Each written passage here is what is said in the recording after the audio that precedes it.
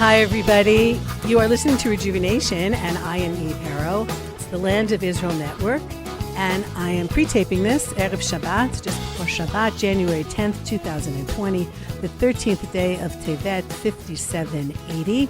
And it has been, strangely enough, a very interesting week. I don't know if there's weeks that are ever not interesting around here. And in the middle of this very interesting week, on Wednesday, I spent the day at the Begin Center in Jerusalem, at the standing room only Kohelet Policy Forum, and I'm sitting now with Professor Moshe Koppel, who is the head of the Policy Forum, and the topic of the day was the Pompeo Doctrine, and the speakers relating to the very game-changing, even shall we say, statement by Mike Pompeo that perhaps the settlements, perhaps the Jewish communities in Judea and Samaria are not illegal. So first of all, Professor Koppel, thanks so much for joining me today. My pleasure. Thanks for having me. Took a break from your Shabbat cooking, so I really appreciate that. So first of all, this Kohelet Policy Conference was not just a few people who gathered around. You had a list of people who actually showed up, not to mention who was on video, that I think, except for having maybe the President and Vice President of the United States, was absolutely outstanding. How did you pull that off? From Benjamin Netanyahu to Defense Minister Naftali Bennett to video message from Mike Pompeo itself. This was a very, very impressive gathering. Well, thank you very much. I think it had nothing to do with so much with our efforts as the fact that I think all of these people, from Secretary Pompeo to Ambassador Friedman to the Prime Minister himself, all of them understood the importance of what happened, that Secretary Pompeo's statement was a game changer. And given that, I think they were just waiting for an opportunity to both celebrate the event and also to talk about its significance and its meaning. Okay, but let's not downplay the Kohelet Policy Forum. Okay, I'm sure there's a lot of people who could have invited the Prime Minister over to discuss his feelings. Yet you guys are very well placed and very influential. I mean, you have a lot of people who gathered under your rubric to discuss this. Yes, that's true. But in addition to that, we're also very modest. So that's why I played it down. But yeah, we have some influence. Thank God. Mm-hmm. Okay, so why the term Pompeo Doctrine? That's an interesting way of putting it. Other people have said his statement. Doctrine already gives it some kind of almost an academic kind of look. Well, you answered your own question. we called it the Pompeo Doctrine because we wanted the name itself to kind of radiate the importance that we think it should have. The idea was Eugene Kontorovic's. He said, let's just call it the Pompeo Doctrine. And it's amazing. It caught on. Now everybody's using the term, and I think it's wonderful. I think now there's a second Pompeo Doctrine, of course, which is the one regarding Iran, which is if you kill Americans, you're not going to get away scot-free. I like that doctrine too. Okay, so maybe next week you can organize a conference on that one, and we'll just keep having Pompeo Doctrine conferences. No, but this guy really seems to be making his mark. Why him? Why now? You've been involved for a long time. The issue of the Jewish communities in Judea and Samaria is not a new one. Why do you think right now, because it's pre-elections in the United States, because Trump's trying to do something, because the American government has really had it with the lies that have been fomented for the last few decades? Do you have any ideas on that? Well, I can tell you that this has been something. It wasn't something that Secretary Pompeo woke up one day, a few weeks ago and said, "Hey, I think now's a great time." This has been in the works for several years already. There's always a question of making sure that you get all the legal work in the background done exactly right. It has to work its way through bureaucratic channels also, so that everybody's on board. So I think it's just a process that came to a climax at this point. I don't want to read more significance into the timing than I think there really is. Mm-hmm. And the fact that Israel is in the middle of another election season, you think is completely irrelevant to what happened here? Well, that's I think marginally connected to it. The fact that Israel is in a never-ending election season here, which is just insane, is part of it. But I think mostly in a negative way. The point is that if not for this ongoing election season, I think the Trump plan of the century would have been put down a long time ago, and that would have covered a lot of ancillary topics, including what was covered by the Pompeo Doctrine, including various other related topics. But the fact that there's this political instability is what's partially responsible for the plan not having put down. And as a result of that, these issues are kind of coming out one at a time. I don't see this as a positive response to the ongoing Israeli political instability. I think that it's just a consequence of the plan not having been put down. So one of the things that I think a lot of people don't understand about Pompeo is that he wasn't so much saying anything new as he was trying to make the point that there was a status quo that got switched around, so that things had been misinterpreted really for the last few decades. Yeah, there's a lot of subtlety to Pompeo's statement. The point is that this Hansel memo, which he in his statement at the conference this week disavowed. Can you just tell my listeners what the Hansel memo is? Yes, sure. So the Hansel memo was a memo written by a guy in the State Department, a legal advisor in the State Department during the Carter administration in 1978, and it said that Israeli settlements are illegal according to international law. Now, that statement was the arguments, on behalf of Hansel's conclusions were actually very weak in the first place. Eugene Rostow, for example, who was a very big expert on the topic, said that they were completely wrong at the time already. And indeed, they were, for various technical reasons, completely wrong. But in any event, that Carter administration policy was, first of all, changed by the Reagan administration after that, although they didn't kind of officially get rid of that statement. It was kind of sitting around there in the background. And it became completely irrelevant in 1994 because the Hansel memo says that it was because Israel was in a dispute with Jordan, and the fact that it was settling there was what made it illegal. In 1994, Israel signed a peace treaty with Jordan, which made the Hansel memo irrelevant on its own terms. But nevertheless, it kept popping up again and again, and State Department people would talk about it as if this was official United States policy. So what Secretary Pompeo finally did is to say, no, this is not United States policy, right? So already by saying this is not United States policy, he had effectively renounced or disavowed the Hansel memo. But what he did at the conference this week was to say specifically, he used the word, he said, we are disavowing the Hansel memo. So that's just a small technical matter which shouldn't really matter, but because some people thought it did matter, that he hadn't used the word disavowed, that was kind of like a big bonus for us. He said, we have disavowed the memo. So he made it very clear where he stands. Oh, yeah. So, I mean, speaking as an Israeli to an Israeli, so I think to myself, well, we've got an opportunity here to then legalize officially when it comes to Israel, maybe some of the communities here, maybe apply Israeli law in some of the communities here. And then we heard a beautiful speech from the Prime Minister, who I still think is one of the most incredible orators ever. But I listened to it and then what? So then do it.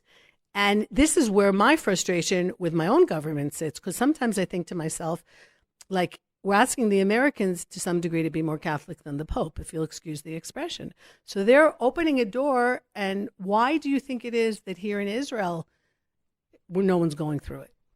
Okay, so that's a very interesting question. I've discussed this with the Prime Minister myself. It's obviously, given that we have a sympathetic American administration and that the Palestinians themselves have been making very aggressive and open efforts to take over all parts of Judea and Samaria by building even in Area C, which is the area that, according to the Oslo agreements, are Israel's to administer and to run, and the Palestinians have no rights to build there. Including all the Jewish communities in Judea and Samaria, it's 60% of the area.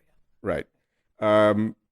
Given all that, the obvious thing to do would be to apply Israeli civil law there. That would actually, be the right thing to do for many reasons. Right now, there's a civil administration operating under the army. It would be much better if we simply made it part of Israel so that the regular Israeli civil law applied there for many, many reasons. But this hasn't happened yet. And there are many reasons why it hasn't happened. What the prime minister says now, the reason he's not doing it now, is because since we're a transitional government, he doesn't have the political strength to do it. The attorney general and the courts won't support him on this. There is nothing, but I just want to say, there is not a single clause in Israeli law that says the transitional governments are any less authoritative, any less powerful than any government. They're a government like any other government. But the courts have consistently said, on the basis of no law whatsoever, that a transitional government is limited in what it's able to do. Now, of course, when there were talks in Taba by the Barak government to give away Israeli land a week before an election in a transitional government, the courts ruled that it was perfectly okay. It's not that the courts are against the power of transitional governments. They're against the power of right-wing transitional governments, okay? Just so that's all clear. Now, the prime minister feels that he doesn't have the political power to go to battle with the courts and with the attorney general at this point.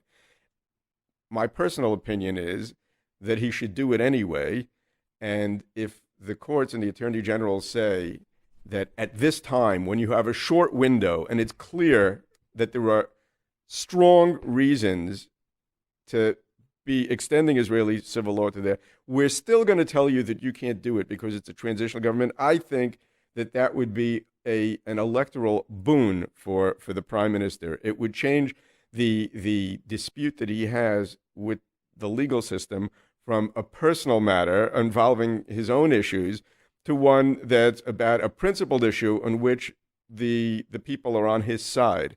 So I think it would probably not only wonderful for the state of Israel to extend Israeli civil law to Area C at this point. I think it would also be politically advantageous, but the prime minister seems to have chosen not to do that.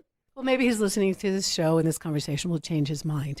But I just want to tell my listeners, many of whom have not been here, that applying Israeli law to Area C, and I've said this before, is not just an ideological move, as much as we love the land of Israel and feel that Judea should be able to have Judeans living in it without it even being a discussion. There's a lot of day-to-day things, the traffic, accidents. We don't have enough police on the roads because it's army and not police.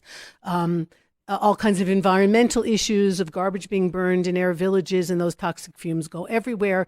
It's raining now. At some point, there will be mosquitoes. Those have to be dealt with on all sides. There's a lot of things that need to be taken care of here from a Western law perspective that simply aren't. And so it's really, a lot of people focus on this as just being an ideological thing. We want to make sure the Arabs never get it, so we want to put Israeli law in here. But a lot of it has to do on a day-to-day level with bettering the life of everybody living here, Jews, Muslims, Christians, everyone in these areas, on just, the day-to-day services that aren't being provided as they should be.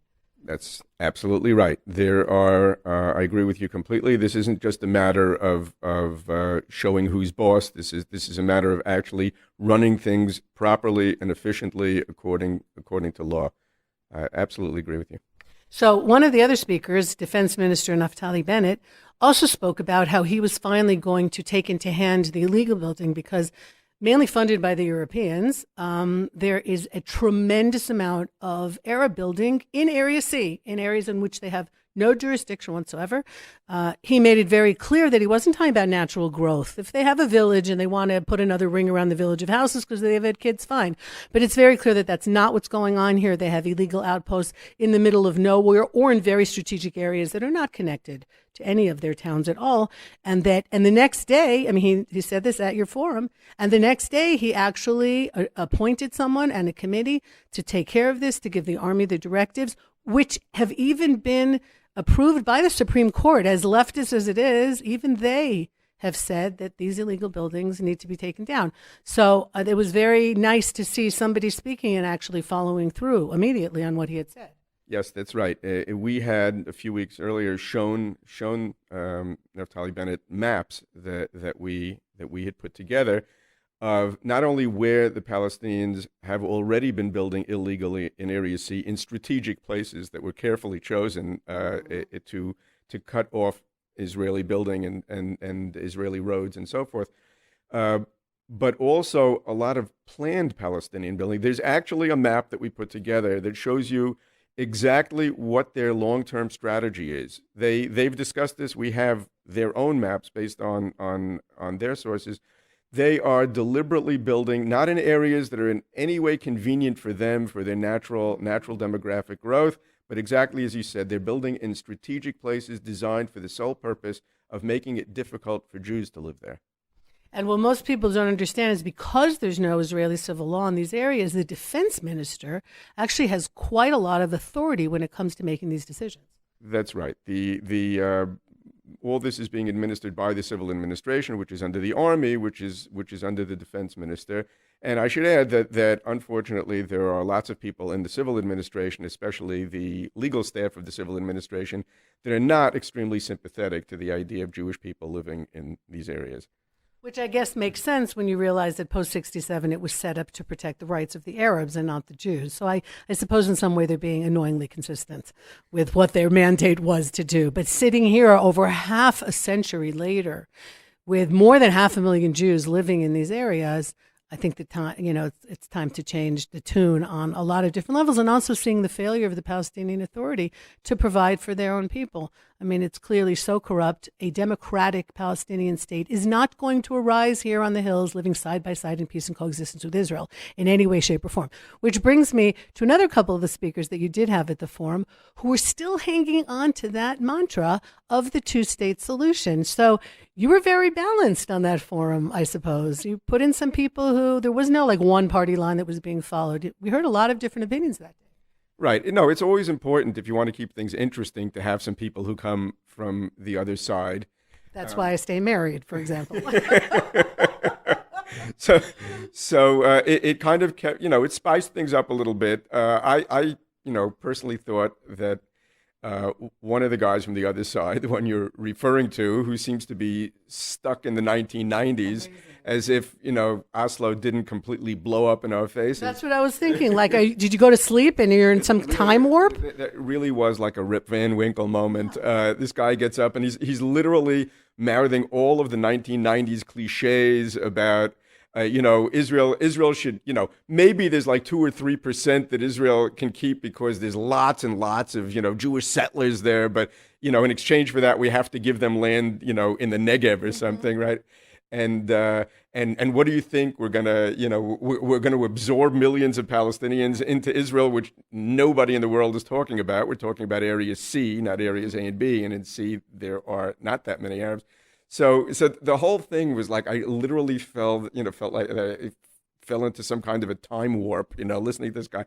So honestly, between you and me, and everybody listening, if you're already going to bring somebody from the other side to spice things up, he might as well be a total idiot. But I have to say, I did feel bad for former UN Ambassador Dory Gold, who was on a panel where it turns out it was 3 against 1. I mean, he can handle it. Dory can handle anything. Yeah. But it was a very interesting panel. Yeah, that was a little bit between. I mean, it was a catastrophe. Okay, I mean, we really blew it with that panel. Okay, the idea is you get one idiot from the other side so that everybody can beat up on him and he can sound like an idiot. And it's not exactly what happened, okay? It ended up that panel was just landed in from outer space, and everybody said the wrong thing except for Dory, So what are you going to do? Look, it's a country of free speech, so everybody got up there. No, but I think it was a little bit, I wouldn't use the word refreshing, but we need to hear it. There are still some people, and I will call them the messianic left, who will not let go of their dreams of this peace process, even when all the facts, even when it turns out that the PA is still the enemy, and they say it. We're not even looking and trying to parse their words out. They say it flat out that their goal is to destroy Israel, that the problem is not the settlements, the problem is any kind of Jewish entity here in the Middle East. It's all out there. And yet there are still people who are high in the army, who are, lawyers, and these are academics. I mean, not really stupid people, yet you just see how maybe it's egos, maybe it's just wishful thinking, does not allow people to part with their opinions. Yeah, I'm not going to try to explain these people, but I would add that I would have found this guy's arguments in 2020 to be mildly amusing. Yeah. If not for the fact that I was responsible for inviting the guy. I said, what the hell did I do? I see why you say you're so modest. Okay. Anyway, Eve, what you said, obviously, Oslo now, to talk about Oslo now, you really need to be out of your mind or have not read the newspapers for the past 25 years. Or doing the testing for medical cannabis or something. Something. I don't know. Come on. That was, you know what? There was one thing that was gratifying, though, that I was listening to this guy and feeling the vibes of the whole crowd, which admittedly it was a home crowd for me. But if I heard the same thing, and in fact I did hear the same thing a million times 20 years ago, I would have gotten really angry, going like, oh, these guys, they're running the country and they're crazy and they're doing all the. And now I was listening to him and I was going, I'm sure he sounds as weird to everybody else as he does to me. So it's kind of like he really did sound like Jurassic Park. It was like some dinosaur just showed up here, in the 21st century. So in a way that was gratifying to me. Saying, wow, I'm no longer upset by these guys. I'm just kind of like wondering what he's thinking, Right. But unfortunately, some of them still have too much power in this country in some very key places, like the judiciary, like journalism, and academia, for sure. Academia, I have a son who's studying at Hebrew University who gets into very interesting conversations with his professors all the time. Yeah. And therefore, what they say also goes out to the world in a greater proportion than it probably should and affects people's opinions about Israel. Right. Yeah. So it turns out that in Israel there are various establishments in which the people who are already in are the ones who get to pick the people who come in. Right. So in the judiciary, the judges have a veto over the new judges. In radio and TV community, it's all a racket where people bring in their friends. So it turns out that these are like all the bastard children of like siblings marrying each other, and they're all retarded. Yeah. So it's true. The question is, how do you get rid of them? How do you shake it up? I mean, when it comes to radio and TV, I think there's an obvious solution to this one. You just say, you know what? This isn't going to be a cartel where, the government sells licenses to only 2 stations and otherwise, all the other ones are completely nationalized and run by the government. Why don't we just open it up, right? It could be like, basically that's what's happening because the internet is taking over. But radio and TV, the old-fashioned type is really so old-fashioned. It's becoming so passé.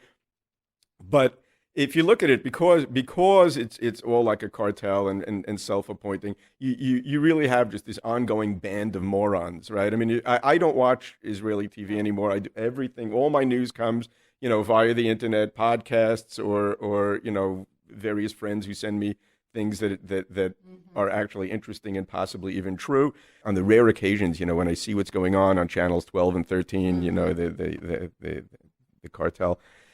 And you listen, for example, to the legal reporters over there. I mean, what a bunch of morons. These guys don't know anything about law. They're like the spokesman for all the lefties that are stuck in the judicial establishment. They do nothing but they get leaks from all of these lefties inside the legal establishment, and they broadcast them. That's all they do. I mean, I don't know if they're lazy or they're stupid or they're lazy and stupid. That's the smart money's on lazy and stupid. So it's absolutely frightening. And it's not just there. I mean, right, academia. How do you get into academia? I'm not talking about math and computers and physics and all that. Which is your baby. My baby. Yeah, you actually have to be smart to do that. But in the humanities and some of the social sciences, basically, academics appoint other academics. And it turns out that since, most of the humanities and most of the social sciences have basically become nothing but ideology, there's not just in Israel, around the world. Around the world, there's not much actual science. There is some, but especially in the humanities, I mean, talk about literature and then all the victimology departments. all of this stuff is just ideology, and the way you get appointed is by the lefties who are already in there appointing other lefties to come in there. So that again, as I said, it's the bastard children of sibling marriage. And the funding, there seems to be no end to the funding that they get as well. For example, Israeli movies have become much better in the past few years, but so many of them, and the ones that go up for the Oscars, are really out there on the world stage, portray a very negative side of Israeli society. That's right. Well, there are multiple reasons for that. I mean, obviously, people who go into the arts and whatever are kind of anti-establishment, and it's still kind of a bon ton to think of the establishment as being right-wing and, the anti-establishment people are left-wing. At some point, they're going to catch on that actually everything that goes on, in the arts and in movies and in plays and in literature, it's actually a very, very old, rich, and well-established lefty establishment. And, it's going to become like a thing to kind of be radical and different by being right-wing, but, that's slowly beginning to happen. By being proud and nationalistic. Yeah, that's already going to be cool soon. We're working towards that. I want to be cool. It's going to be cool because all the cool people now are actually left-wing, right? So it could happen. It could happen. But there's another reason, particularly with films, the way the Israeli government gives out money for films is not based on whether these films are actually going to be seen by people and whether they're popular. They just have these two little groups that get all the money from the government, and they get to give the money out, and they give it out to their friends, and they're all lefties, and their friends are all lefties. Mm-hmm. And that's the way it works. And when Miri Regev, for example, came into the culture ministry and said, wait a minute, why am I funding all of this anti-Israel stuff? And she tried to change it. So then the whole legal establishment came down upon her and said, oh, you can't change it. You can't actually make decisions based on content. There's a procedure here. And the procedure, of course, is to let all of these lefties decide who to give the money to. It really is just frightening stuff. But we've made some progress. I mean, it's definitely not as bad as it was a while ago. Okay, so one of the other very interesting and formidable speakers that was there with us, of course, Ambassador to Israel, David Friedman, who for a long time has made no bones about the fact that he thinks Jews have the right to live in Judea and Samaria. So I imagine that he's pretty happy with the administration that he's working for right now. Oh, he's obviously not only happy about it, but he's actually setting the tone and to a great extent. He obviously has the president's ear, and he's been doing wonderful things for Israel and for the United States and for the relationship between Israel and getting the embassy moved to Jerusalem was a biggie. The embassy and of course President Trump recognizing Israel's sovereignty in the Golan, and closing down the Palestinian consulate or whatever they called it in Washington, and cutting the funding off to UNRWA. There have just been so many things that this administration has done which not only strengthen the relationship with Israel, but I think ultimately will bring us closer to a kind of equilibrium with the Palestinians, because the sooner they understand that they can't just hold out for more, and the longer they hold out, the more they're going to get, the sooner they're going to kind of come to their senses and realize that, well, they better settle into some kind of equilibrium with us, because things are not going to get better for them. So I think you just described in micro what we have here with the Palestinian Arabs. Well, you could also pull out the lens and discuss now between the United States and Iran. All right. And the bigger picture here in the Middle East, which is, does appeasement work? All right. So even Trump, for all his, whatever, laid off the Iranians now for a long, long time. And it took until last week to really show that you want the equilibrium, then understand that we're not going to war. I mean, or we're going to keep you from trying to make war on us. Like, America is in the world to stay. American values are in the world to stay, and we're not going to let the Iranians go nuclear. So how do you see what happened last week with Soleimani fitting into this whole thing? Because so often I feel that what's happening here in Israel is not just about Israel and the Jews, that we are called the canary in the coal mine, call it whatever you want. But a lot of the issues, because Israel has Western values, obviously, Judeo-Christian morals, the biblical ideas, whatever it is, even just that we're the only democracy here in the Middle East among all the other tyrants around, is very much a preview of what's going to happen in the West. So that helping Israel is not helping Israel out of the kindness of your heart or because of some biblical idea, but because it's actually good for you if you're a decent human being to be on Israel's side, because otherwise it comes your way. So how do you see, because it really wasn't discussed so much at the conference, that wasn't the idea of the conference, it was about Pompeo and the settlements. But of course, everyone knows in Netanyahu that has been the forefront of his policy in the last 10 years is bringing Iran to the world stage. And here now, Iran's on the world stage. So how do you see that fitting in with everything happening this week? Well, Iran is obviously a really, really bad actor. I mean, they have been doing bad things. They've been threatening to do much worse things. And they've kind of felt that they could get away with it. In fact, under Obama, they felt that they could get rewarded for it, right? I mean, I remind you that Obama, sent them $150 billion, which is, it was used for terrorism around the world. That was just insane. Now, President Trump immediately, by the way, as soon as he took office, he said this is going to stop. Iran is not going to get rewarded for bad acting, and things are going to be different. But it's interesting. Trump's not just his personal attitude, but the people around him. There are two strains over there. One is that the United States is going to act for good and it's going to strengthen its friends and it's going to punish its enemies. But the other is there's an isolationist streak, which is, America first. We need to take care of ourselves and not be the world's policeman. We're not going to get the troops out of the Middle East because what's the point? Our guys are dying here for nothing. Right. So there were really two different strains over there. And I think the Iranians very, very badly underestimated President Trump in this particular thing. They thought, well, there's that isolationist thing going. He hasn't really taken very decisive action against us. He's pulling troops out.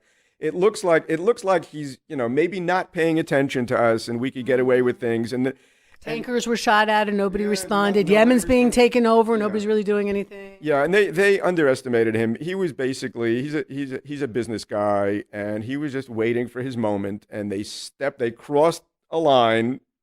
And when they crossed the line, they got it, right? And that the killing of Soleimani was a message to them. And I think they heard that message. I noticed that their response so far has been rather weak. I think everybody noticed that it was rather weak.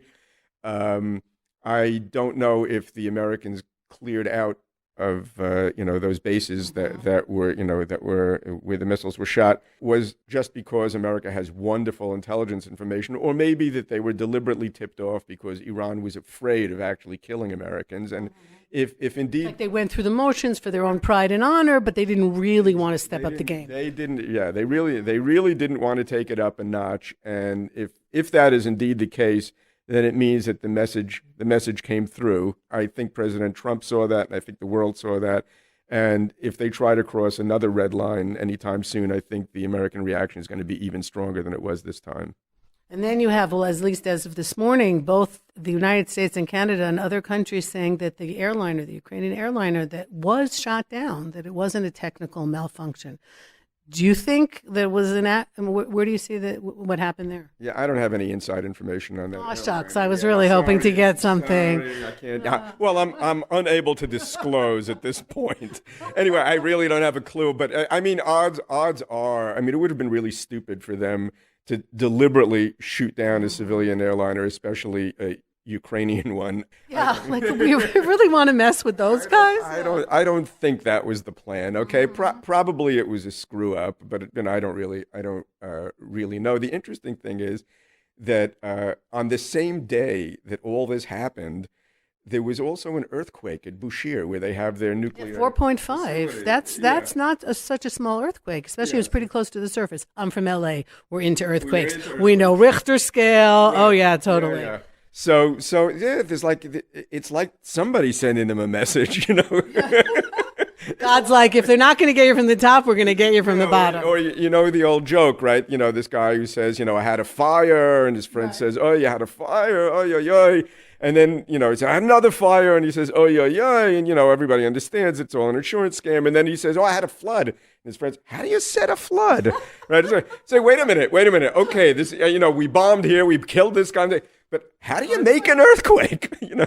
But they are on a fault. But that's a whole other issue. They've got nuclear reactors on a very live fault line, which is which again, and to come back a little bit to something we were talking about just in our area, you have environmental issues here that can affect the world. All right, if irresponsible governments do things, they can affect a whole lot of other people. All right. And I'm not saying, let's say, like Japan is not an irresponsible government, but you still have a situation with a nuclear reactor, from what I understand, is still spilling its garbage into the Pacific many years later. So you play with nature, you maybe do things. Chernobyl, I think a lot of us watched that show, which is horrifying.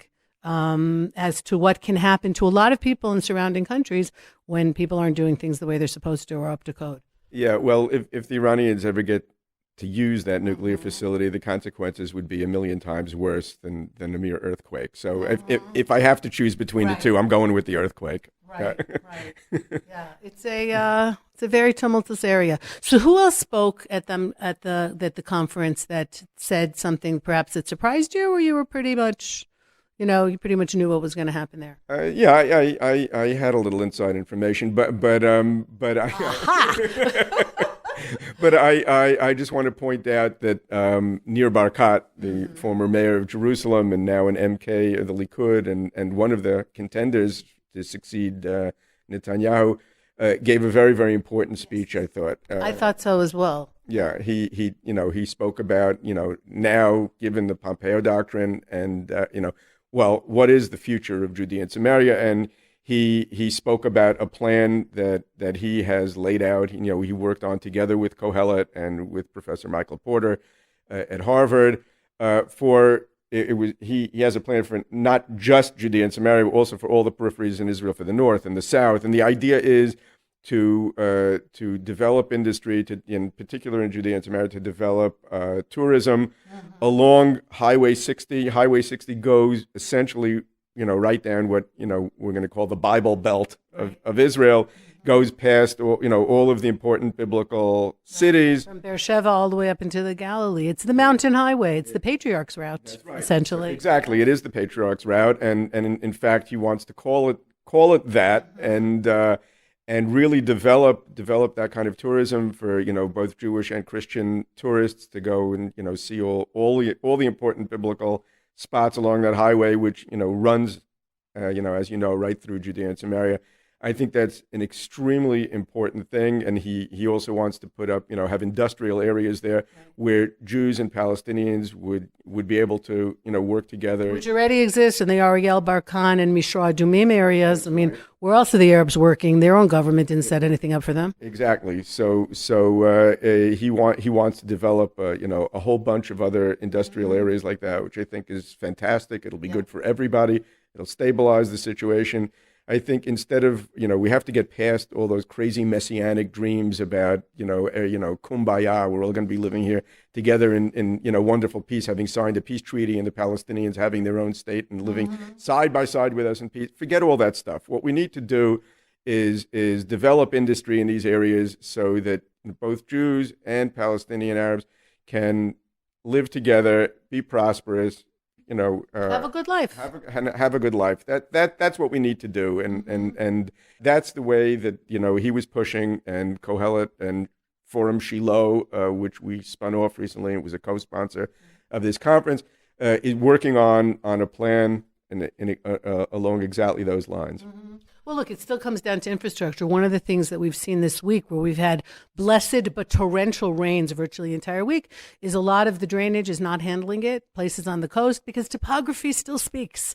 Okay, so we've had less issues up in the hills here for Judea and Samaria because we're high, and so it's raining here and then flowing down towards Nahariya and Haifa and cities that have just not been able to handle it. So in general, I think that to some degree, Israel for a long time bought the idea that we weren't really here to stay, that we were going to be fighting our battle for independence continuously. And then you don't really invest in infrastructure the way you can, because you got to put the Band-Aid on very quickly. You have to have the strong army, and you can't have the long-term plans. And what we've seen really in the last decade, 15 years, and Yisrael Katz, the foreign minister, who also spoke at the conference, but who's, as transportation minister, did a lot, at least for private cars transportation. I think he could have done better when it came to public transportation, but now that's pulling up. We've got more train systems coming in to move people from place to place to get to jobs.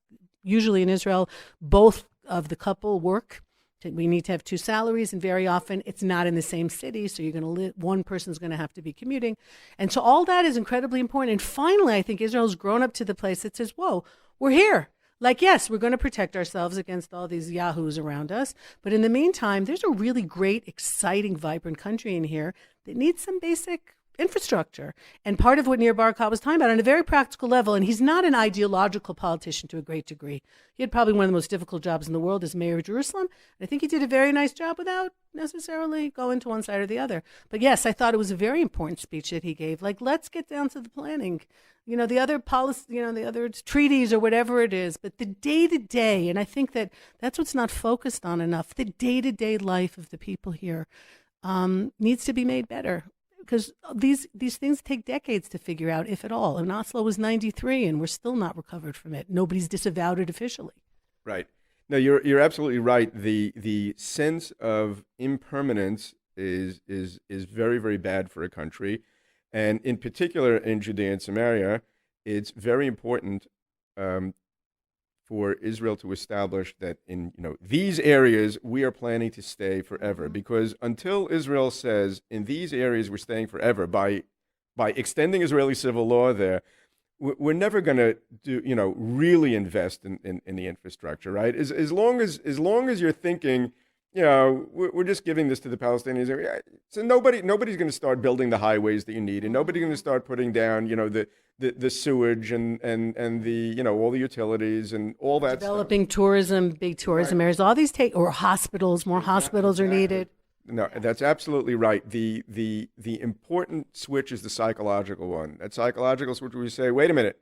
We're going to be here. If we're going to be here, we better start developing everything that you need in these areas, from infrastructure to medical institutions, academic institute, everything that you need, as a country. What's happened is that we've developed communities in Judea and Samaria that are, people sleep there and then commute, right? They're commuter communities, right? Sleep, and then you kind of drive across the Green Line to your job over there. That is not a healthy long-term plan. So we need to decide, these are the places where we're staying, and if we're staying there, we're going to develop them properly. And I think, Nir Barkat started talking in those terms, and the Shiloh Forum is coming out with the plan soon that's going to develop that in greater detail, and I think that's extremely important. You have Ariel University. I was sitting near Avi Zimmerman during part of the conference. He's got his Samaria Chamber of Commerce, which has Arabs and Jews working together. There's a very interesting article in the New York Times today that I was reading before I came over here about the United Arab Emirates and about, MBZ. I can't keep all the initials correct. But, the lead guy there, who essentially it's an economic enclave, and they're held together. He's really not an Islamist, and he doesn't like the Muslim Brotherhood, and they're held together by money for a great degree, and it's the most stable entity in the Arab world. So maybe there's something to that. I'm with you on that. Yeah, ideology has not proved to be very good glue for cooperation, but I think commerce can be. We always say, if you want to know why certain people did things, follow the money, but maybe in a good sense. People need to eat, and people need to have a good life and deserve to have a good life, and health care and all those things, and not get flooded out, and certain the places that we saw this week. Okay, Professor Moshe Koppel, thank you so much for spending this time with me, and it was really a great forum, and I think that if people want to keep up with what you publish papers, where can people continue to follow the Kohelet Policy Forum? Okay, thanks. It was a great pleasure to be with you. Our website is Kohelet, KOHELET, .org.il, and you can go there. There's a tab for English, and our publications in English are all there, our articles and all the materials that we provide. Do you send speakers around? If there's a university or there's just a congregation or someone who's listening who says, well, these guys really seem to be on the top of things, is that a possibility? Absolutely. Okay, very good. What does Kohelet mean, by the way? Kohelet is the name of one of the books of the Bible, Ecclesiastes. Very nice. Okay, good. Thank you so much. Okay, thank you everyone for listening. Thanks to Ben and to Tabitha. And Eve Harow, consistently trying to bring you up to date and that you have knowledge about what's really happening here in the Middle East, in the dearth of information that unfortunately is around the world. So I want to thank you all for listening. You can follow my comings and goings on my website, www.eveharow.com, and looking forward to feedback from all of you. Take care, everybody. Goodbye for now. Is Star Wars Jewish? For over 1,000 generations, the Jedi Knights were the guardians of peace and justice in the Old Republic. Tune in to Inside Israel Today with Gil Hoffman to find out the answer as he discusses the release of Star Wars, Rise of the Skywalker, and its connection to Torah. A Jedi uses the Force for knowledge and defense. Plus an interview with Commanding Officer Adam Nahum of the 501st Stormtrooper Israel Outpost Unit. At the Shabbos table, you do a Dvar Torah. It's nice sometimes to throw out an image here and there because it captures people's imagination, sometimes better, something they can relate to. That's Inside Israel Today, every Tuesday on the Land of Israel Network at the Land of Israel.